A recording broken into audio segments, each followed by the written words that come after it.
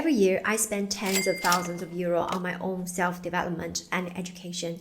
And every single program, coaching courses I take, I become a top student. And every time I see 10 times or more on return of investment. I get this question often. How do you know what program to buy, what coach to go for, and what courses to choose? What books to read? How do you know it is going to work? I think fundamentally asking this question shows that it will not work because it is never going to be the thing, the book, the course, or the coach that works. You are going to be the thing that makes it work. When I look back at my history as a student, and I continue to be a student, but now in a game of career growth and business, I have never had a negative ROI on any purchase that I've made, whether it's the coaching program, courses, or books. To be fair, I absolutely have bought some bad courses, some coaches that did not fulfill the promise, but I have absolutely made every single purchase that I've done 10 times back. So whenever I hear someone say, I bought this coaching program and didn't work, or someone asks me, how do you guarantee that I will get the result? Now, I want to answer this question with this video. The first thing is really to understand the level of competence. So at the top is the positive active. The best and the highest level of competence is the group who look like this. This is a group of people who has the belief that no one has proven that it cannot be done. They ask other people to prove to them why they cannot do it. And they think, I'll be the best example of this coaching program, of this course. No matter what, no matter who, I'll make it happen. I will succeed because that's who I am, not who they are. Basically, the idea that we make our success dependent on the quality of the teacher puts the power in the hands of other people rather than ourselves. On the flip side of this, the reason that basically any single education system in this world would still be able to get a positive result is that no matter what, some percentage of real winners will always go in and decide they are going to succeed. There are two very recent courses and coaches that I purchased and invested in, made payment in full. For the first coaching program, it was supposed to be 1 year long, but less than 6 months in, the coach has decided to close it down and she went for an indefinite sabbatical. However, I refuse to believe that the reason for my lack of success is because she decided to stop her business. Even if I learned just one thing from her and I took action on, I committed to make a return on investment 10 times over, and I did. 2 months later, after the first investment, I invested in a second coach, which was 5 times more expensive and out of my budget at the time, and everything needed to be paid upfront. I really wanted to work with this coach because she has done what I want to do, and I would have direct access to her.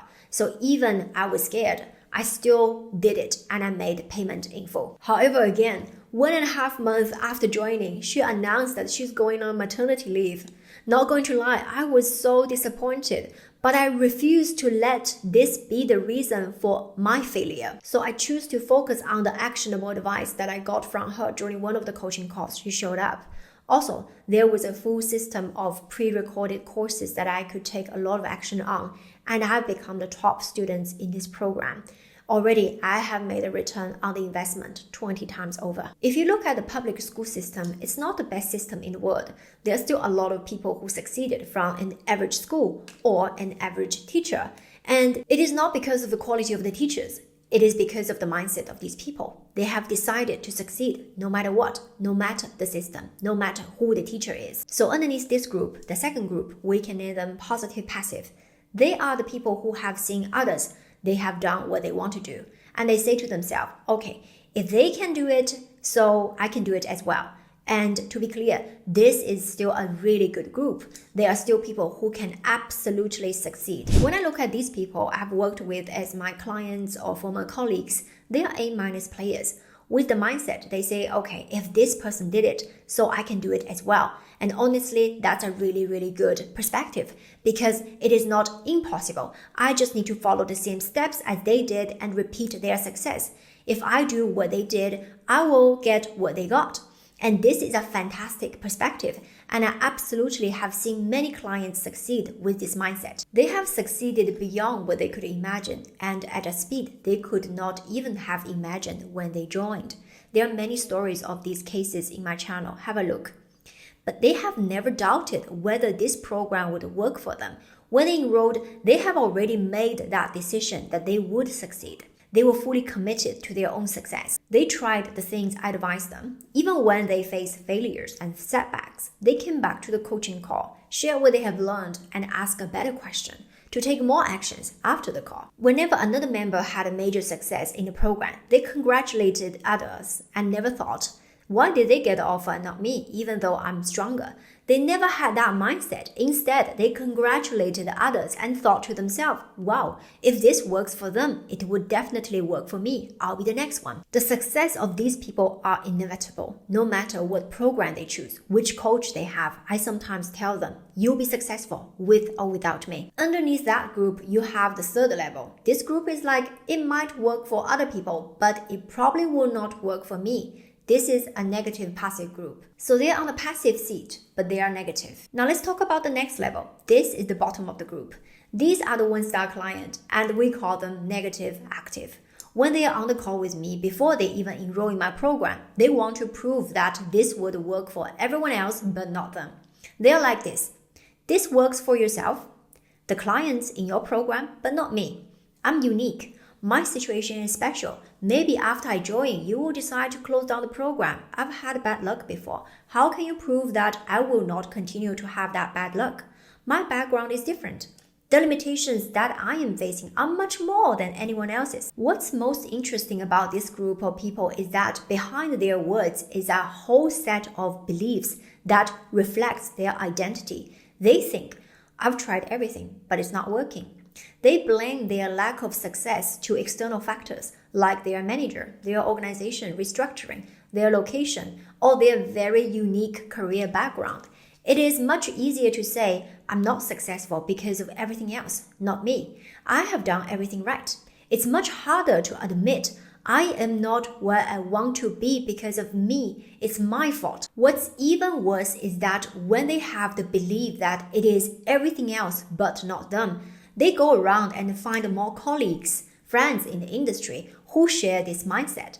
Together, they talk about how difficult it is to break through the middle management, how little opportunities there are, how unlucky they are with organizational changes, how the industry's downturn is the reason for their lack of success. They blame their gender, their age, their company, their manager, even their kids for not being promoted. But accepting that all the stagnation, frustration, and dissatisfaction they have been through in their career is 100% their responsibility is much more difficult. So instead, it is easier to just try and prove to themselves that it is everything else and everyone else but themselves. So I actually find this group of people very, very interesting because in my opinion, they have the highest potential to jump from the bottom all the way to group 1. I have seen examples in my coaching program of this client being 1-star becoming the 5-star. He started like this. There was no opportunities at the top, very little chance. And there was an inner circle that I cannot get in. Plus, these top executives in this inner circle are incompetent. He felt the opportunities were always gone before he even got the chance to apply for an executive position. And he was so sure that all the position openings on LinkedIn were fake. And he felt his background was unique. But all of a sudden, he changed. He thought, what if I just take my head out of the water? What if it did work? What if I just took the same energy that I have been using to complain and prove there's a way out? What if this system works? What if I just did everything as though it is going to work and assume that it's going to work for me as well? So he did. He ended up being appointed as the top leadership team in a very well-known organization. And he was so proud of what he had achieved. Not only he increased his own income level significantly, and now he's able to provide better for his family, but also many others look up to him and said, can you be my mentor? Even his wife looked up to him and said, I really like the new version of you. That was so cute. The interesting part here is that it's the same system, the same program, the same coach. The difference is in the mindset and the level of acceptance. When you just surrender and execute in an entirely different way, suddenly it works. So it is not the system, it is not the coach, it is you. You are the thing that made it work. Here's another example of a member in my coaching program. So she had a conflict with the president of her business unit. It had been extremely difficult for her. She came to the coaching program. So on our coaching calls, I gave her the structure of how to have these difficult conversations. She said, well, I'm not going to say that because he doesn't deserve it. Why should I apologize? I don't feel I have done anything wrong. This is not who I am. So I ask her, listen, do you want to be right or do you want to solve the problem? Which one matters more to you? Being right or solving the problem? She paused and she said, I want to solve the problem. She went into the conversation with the president with a completely different mindset. She was constructive, empathetic. She listened. And the situation improved so much that she gained back the respect. Eventually, she even got an offer from the same president, promoting her to the vice president. When you see this transformation, you're like, oh my goodness, they become absolute champions. They keep reinventing their identity, up-leveling their versions of their own authenticity. They keep developing their level of empathy, solving conflicts, and even dealing with difficult stakeholders. Eventually, honestly, it's not even the job title that matters most to most people. It is the person you become after overcoming all these setbacks. You make peace with yourself so you can make peace with others. Be it a difficult manager, competitive peer, you become confident and you embrace a higher version of yourself. And this version of you has become so much bigger that you even have room to embrace other personalities, other characters within you. So if you are one of these people in this group, you definitely have hope. Sometimes you just have to ask yourself, do I want to be right or do I want to be successful? I'm fine either way, but you are the one who has to live with it. What if you just stop proving yourself right and that you are unique? What if you stop just trying? The mindset of I will try give you the possibility of failure because subconsciously you're like, maybe it will work, maybe it will not work. But what if you shift your mentality, make a decision, I'm going to make it work? What if you believe that if somebody else can do it, so can I? Even if no one else has ever done it, no one else has ever succeeded, I'll be the first one and show what's possible for others behind me. There's another perspective here is when someone has succeeded and then you go and ask, how did you do it? They tell you one critical action they believe lead to their achievement. For example, they write a standout CV that land them an interview. But what you may not realize is that they were actually building towards this outcome step by step. Now, think of it as watching kids in a birthday party trying to hit a pinata. The first few kids take their swings, but the candy didn't fall. Then the next group of kids tried, still no success. Eventually, a final child took a swing and suddenly all the candy spilled out. It is easy for us to attribute all the success to that last hit simply because it is the most recent one, but might not necessarily because it's the most critical one. When someone tells you, I got that top executive job because of my network, remember that while the right person in their network may have been the final touch that landed them that top leadership position, there were countless other actions and learnings that build up to reach it. Through the journey, they learned how to network, how to influence, how to brand themselves, and how to make others want to invest in them. Success, it's an entire system of efforts, not just the most recent action. I have a specific process and system that I've used for myself to get 2 vice president positions, one in Asia, one in Europe, at 2 of the largest Swedish companies by market cap. If you want to learn how I achieved this in under just 2 years, I encourage you to watch the free training. You'll get all the steps I took to advance from middle management to top leadership positions by the age of 36. It's free. You can sign up at inspiremyday.org/masterclass or find the link in the description below. For now, let me leave you with this video to find out the steps you need to take to get senior executive positions without a network.